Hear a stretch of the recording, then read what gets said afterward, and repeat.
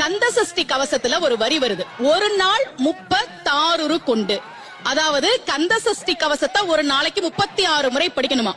படிச்சா 7 மணி நேரம் ஆகும். நான் படிச்சிருக்கேன்.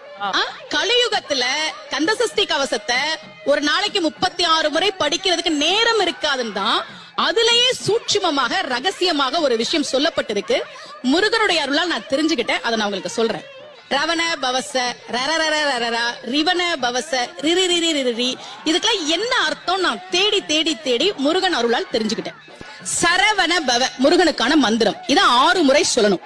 இப்ப சாவ தூக்கி பின்னாடி போட்டீங்கன்னா ரவண பவச, அத 6 முறை சொல்லணும். இப்ப ராவ தூக்கி பின்னாடி போட்டா வனப வசர, வாவ தூக்கி பின்னாடி போட்டா நபவ சரவ, இப்ப நாவ தூக்கி பின்னாடி போட்டா பவ சரவண, பாவ தூக்கி பின்னாடி போட்டா வசர வனப. ஒன்னொன்னையும் 6 முறை சொன்னா 6 × 6 36 வரும்.